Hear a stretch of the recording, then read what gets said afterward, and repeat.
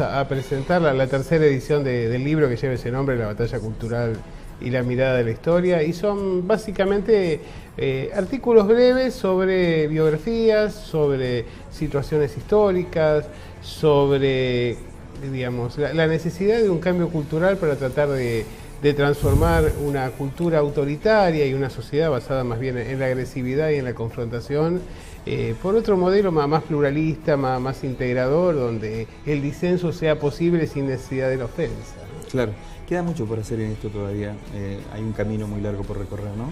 Yo creo que debemos celebrar que tenemos ya más de 3 décadas continuadas de prácticas electorales y republicanas. No sé cuánto avanzamos en el camino de la democracia.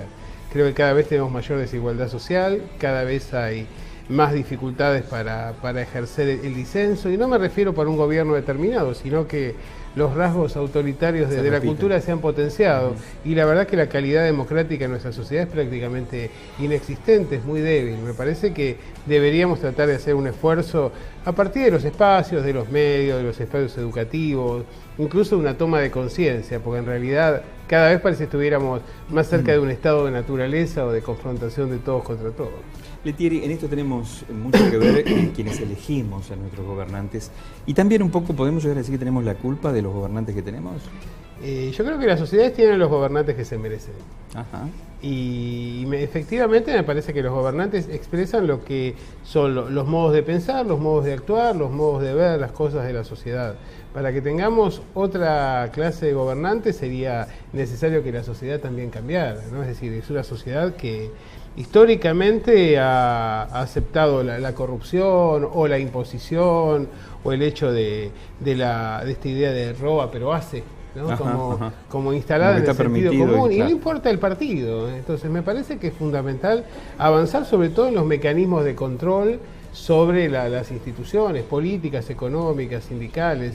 Nos falta la capacidad de implementar mecanismos de democracia participativa semidirecta que tienen que ver con auditorías de la sociedad, controlar cómo se maneja el presupuesto participativo.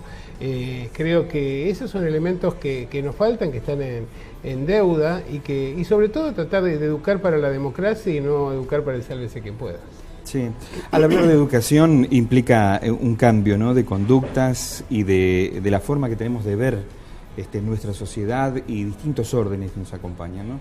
En este sentido, bueno, tenemos que empezar por, digamos, los que ya tenemos estructuras formadas, o básicamente aplicarnos, digamos, a los estudiantes, a los jóvenes que están formándose y también de alguna manera tomando posiciones, ¿no? Yo creo que los jóvenes se van a educar con el ejemplo. Si no tratamos de transformar, hacer un esfuerzo para transformar nuestras propias conductas, va a resultar muy difícil que los jóvenes, por iniciativa propia y frente a la ausencia de ejemplos sociales, creo que esa es una gran falencia que tiene nuestra sociedad, ¿no? La falta de referentes, y los referentes que se tienen como exitosos son referentes que poco bien hacen a una sociedad más participativa o a la honestidad de procedimientos. Sí. Me iba, recién mientras lo escuchaba, me puse a pensar un poco en la historia, y bueno, la historia se repite por allí, y a su entender, o en su opinión, ¿qué hechos o qué actitudes desde el punto de vista histórico se siguen repitiendo en quienes, bueno, de alguna manera conducen los destinos de un país, ¿no? Mira, el verticalismo. Yo lo vería por dos lados esto, sí. Un poco enganchando con lo que preguntabas antes. Nosotros tenemos algunos referentes, que no son muchos, pero sí de políticos o de personas que han ingresado a la vida política rico y ha salido pobre. Y tenemos el caso de Belgrano, por ejemplo, gente que en realidad ha tratado de hacer hincapié en comportamientos para mejorar, o en un patriotismo que prácticamente es inexistente. Entonces, después vemos sí que efectivamente creo que hay muchos momentos de la historia de nuestra sociedad que tendríamos que revisar, las conductas, qué sé yo. Realmente me parece que la salida del orden rosista es un momento cuestionable, el hecho de plantear iniciativas como civilización o barbarie, o o poner como precondición el exterminio del indio, del gaucho, del afrodescendiente. Creo que tenemos, por ejemplo, como referente educativo a un personaje como Sarmiento, que ha sido un ejemplo de intolerancia y de publicidad en favor del exterminio de las clases más bajas de la sociedad. Creo que tenemos que revisar bastante esto, ¿no? Porque en realidad, algo que decía Alberdi en su momento, que era que hay que educar a través del ejemplo. Educar a través del ejemplo, educar a través de las cosas, de la imitación, de los comportamientos.